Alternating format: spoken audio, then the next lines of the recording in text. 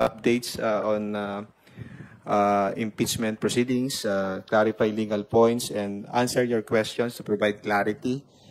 Of course, within the bounds of what can be publicly discussed. He is a litigation lawyer of 41 years, attorney, graduated from the University of the Philippines, College of Law in 1984, corporate and remedial law professor, managing partner of Bukoy, Pablodor, and Associates Law Offices, specializing in corporate and tax trial and appellate litigation. He is a member of Pre-Legal Assistance Group, or PLAG, since 1980, and Movement of Attorneys for Brotherhood, Integrity, and Nationalism, Incorporated, or BINI. Both associations are human rights and public interest groups of lawyers. At this point, it is my honor to introduce the official spokesperson of the House Prosecution Panel. Please welcome Attorney Antonio Odi Z. Bukoy. Before we begin the question and answer, we will allow Attorney Bukoy to deliver his opening statement. Sir, you may please proceed. Maraming salamat at magandang umaga po sa inyong lahat. I want to set the tone nito pong interview sapagkat tayo ho ay nahaharap sa isang usaping pananagutan. Pero ito po ay hindi pangkaraniwan na usaping pananagutan. Ito po ay moral na usaping pananagutan. Ito po ay kaakibat sa natatanging proseso na hinaharap ng sambayanan. Ito po ay ang impeachment ng ating pangalawang Pangulo. Bakit ito natatangi? Sa kauna-unahang pagkakataon, sinakdal ang pangalawang pinakamataas na pinuno ng bansa sa pagbabanta sa buhay ng Pangulo, ng unang ginang at ng Speaker of the House. Hindi lang po ito pagbabanta. Inamin niya na kumontrata siya ng taong magsasakatuparan ng bantang ito. In other words, may kinontrata na siya na asasino o mamamatay tao. Natatangi rin dahil sa kauna-unahang pagkakataon, nasakdal din siya sa pangalawang artikulo, which is pandarambong ng kaban ng bayan or plunder. Natatangi because nasasakdal siya sa pangatlong artikulo, malbersasyon ng pananalapi ng bayan. Natatangi dahil siya ay nasasakdal sa pagtataksil sa saligang batas. And finally, natatangi dahil sinakdal siya sa mga karumal-dumal na krimen. Ngayon, ito pong paglilitis na ito, hindi lang po ang pangalawang Pangulo ang nasasakdal. Nasasakdal din po dito ang institusyon ng Senado bilang isang impeachment court.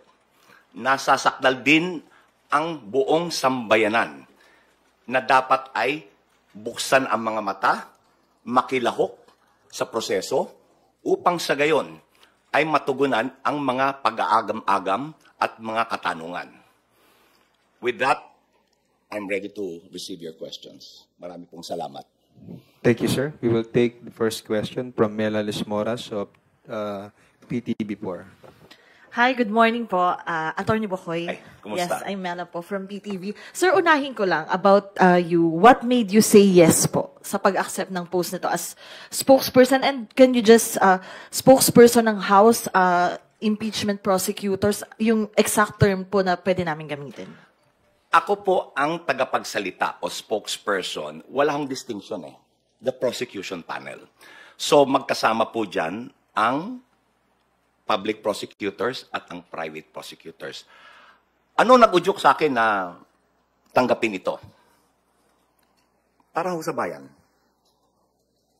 Kinausap ako ng ilang kaibigan na nasa prosecution panel and sa palagay nila ay ako ay makakatulong para ilahad sa taong bayan kung ano ang sinusugo ng prosecution. Tinanggap ko po after talking to my family. Nasagot ko po? Opo. And may second question lang po. Kahapon kasi, sir, inilabas na ng impeachment court, ng Senate impeachment court, yung isinumite ng kampo ni Vice President Sara Duterte na buong listahan ng kanilang mga magiging abogado dito nga sa paglilitis. And speaking of, kanina nga nabanggit nyo na kayo ay pangkalahatan na tagapagsalita ng House Prosecution Team. Sa panig po ba ng House Prosecution Team, kailan kaya natin papangalanan lahat ng kasali at kung if pwede na nating banggitin sino po ba yung mga magsisilbing private prosecutor sa panig po ninyo, kailan ito? At medyo compound question lang. Anong ibig sabihin po nito na nagsumite na rin yung kampo ni Vice President Sara Duterte ng kanilang mga abogado? Ano po yung ibig sabihin nito para sa trial? Ibig sabihin po nito na naglahad na sila ng kanilang entry of appearance. Ibig sabihin nito ay handa sila na dumaan sa paglilitis. Ngayon, yung inyo pong isang pangalawang katanungan, kailan ho natin papangalanan yung mga private prosecutors? All in due time. Okay, thank you po. Salamat din po. Thank you, Mela. Billy Vegas from Abante Politico, you're recognized. Attorney, magandang umaga po. Attorney, tanong ko lang, meron po ba kayong bayad doon sa Wala po. pagiging... Gaya po na sinabi ko, ako po ay pinakiusapan kung maaring tumulong. Hindi ko na po kinakailangan ng bayad. Para ho sa bayan to.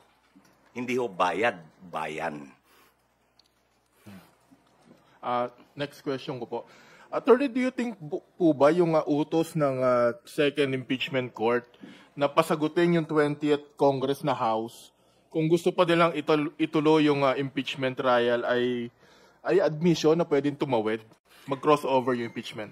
Okay, sa aking pong pananaw at sa pananaw ng prosecution panel, there's no such thing as crossover. Yun ang sinasabi nila na nagtapos ang 19th Congress. Ang natatapos po ay yung legislative work, yung paggawa ng batas. Yung institusyon ng Kongreso, yung institusyon ng Senado, ay hindi po yan nag-expire. Tuloy-tuloy po yan. So, I think it's a misnomer to say that will it cross over? There's nothing in the Constitution that says crossover. In fact, sa ilang decided cases, gaya po nung Pimentel versus the Joint Committee, sinabi ng Supreme Court na ang napuputol, ang nagwawakas ay ang sesyon sa paggawa ng batas. Hindi yung institusyon na nagsusurvive, tuloy-tuloy. Nasagot ko po ba? Thank you. Isa pa po. Last. Hypothetical question lang po. What if i-dismiss po ng Senate impeachment court yung complaint, yung case, nang hindi man na nag-hearing? Wala ho sa saligang batas yan. Yan ho ay betrayal. Yan ho ay hindi alinsunod sa ating saligang batas. Sapagkat, unang-una, I'm assuming ang inyong tinutukoy ay yung motion to dismiss na inilahad ni Senator Bato de la Rosa. Ang hukom po, hindi nagmo-motion. Ang nagmo-motion, yung mga partido. Yung mga grounds na binanggit ni Senator de la Rosa, yun din po yung grounds na iniakit nila sa Supreme Court. So, ang nangyari, si Senator de la Rosa, umaaksyon na parang defense counsel. Ayon ho sa saligang batas, kapag nailatag ang articles of impeachment, dapat agad-agad mag-proceed sa trial. At dapat bigyan, iserve ng writ of summons ang impeached official para maglahad ng sagot or answer, not a motion to dismiss. Kung yung nasasakdal ay hindi pwedeng maglahad ng motion to dismiss, di lalo na siguro yung hukom. Di po ba? Dahil ang sinabi po ng saligang batas, ang kapangyarihan